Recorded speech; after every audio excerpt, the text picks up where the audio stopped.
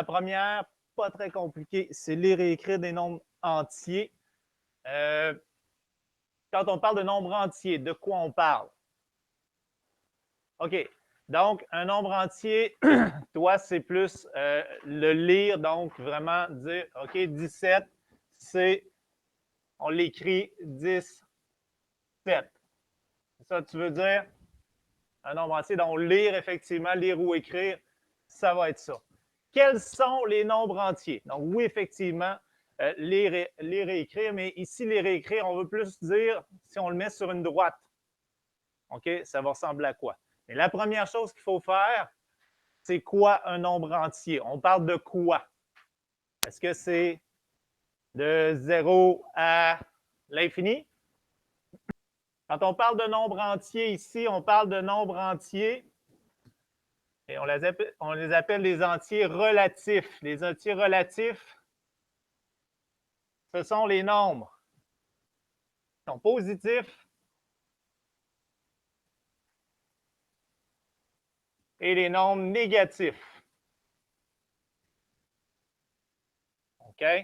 Donc, quand on parle des nombres entiers positifs, ce sont les nombres de 1, 2, 3, 4, et on continue. Les nombres négatifs, c'est quoi?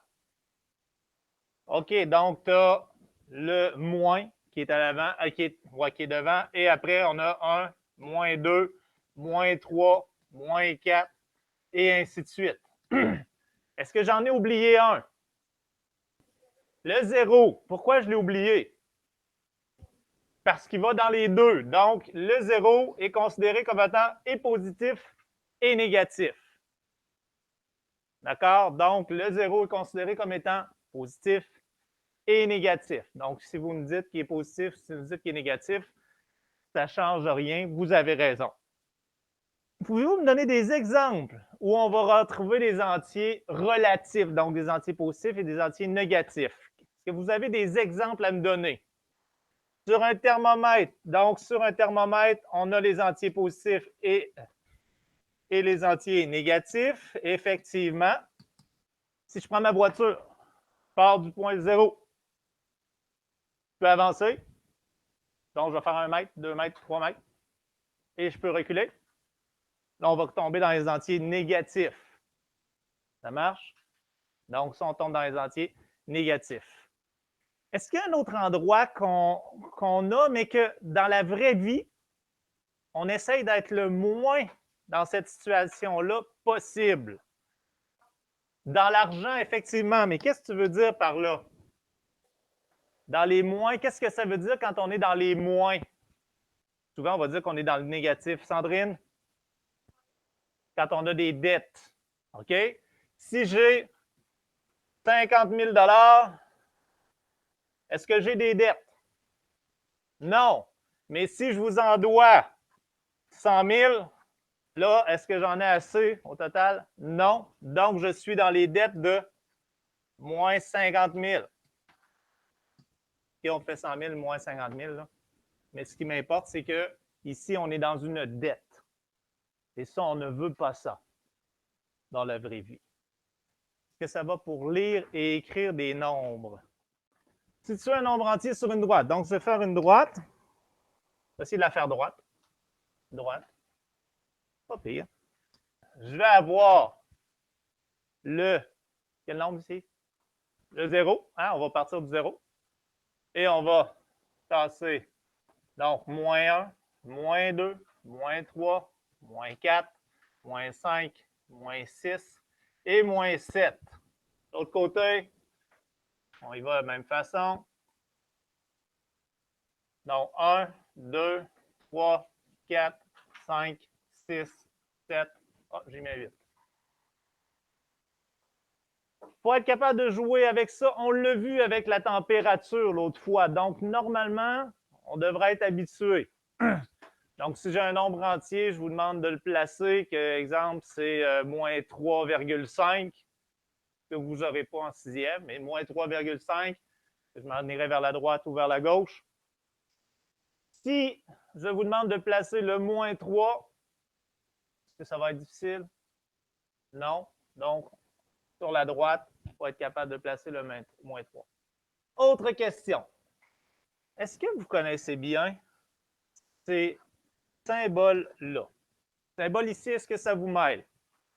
Si j'avais à écrire deux nombres ici, quels seraient-ils par rapport à la droite qu'on a ici? Donc, moi, je vous dirais que c'est comme une bouche de crocodile. Hein? La bouche est plus grande de ce côté-ci et fermée de ce côté-ci. Donc, le nombre va être plus petit à droite et plus grand à gauche. La bouche de crocodile est plus grande ici. Donc, mon nombre ici va être plus grand. Celui-là va être plus petit. Et le égal, ben, je pense que je n'ai pas besoin d'en parler même. Je pense que ça va quand même bien.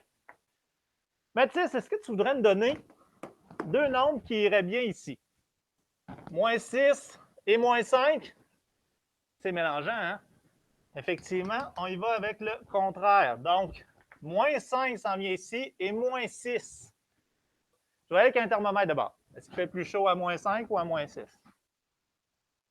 Plus il fait chaud, plus la température, elle est haute. Elle est grande. OK? Donc, plus mon nombre est proche du zéro quand je suis dans les nombres négatifs, plus il est grand. Donc, OK, vous le voyez ici. Cette section-là, vous êtes capable de me dire, bien ça, c'est plus grand. De 0 et 8, le 8 est plus grand. C'est la même chose de ce bord-là. Fait que plus on est à droite, plus le nombre est grand. Il faut garder ça en tête. Plus on est à droite, plus le nombre est grand. Dans un thermomètre, on a vers le haut. OK, on a notre 0. OK, ici, ça va être le moins 1, moins 2. OK, donc plus il fait chaud, si j'ai le 1, j'ai le 2, plus le nombre est grand. Donc, vers le haut, c'est des nombres qui sont plus grands. Sur une droite, plus tu es à droite, plus le nombre est grand.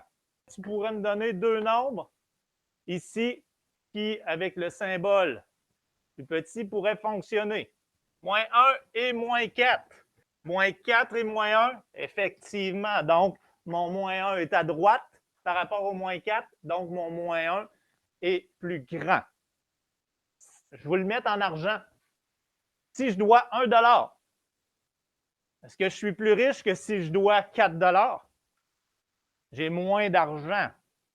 Ça, ma dette est plus grande, donc je suis plus pauvre. Ça va pour ces deux choses-là? Excellent.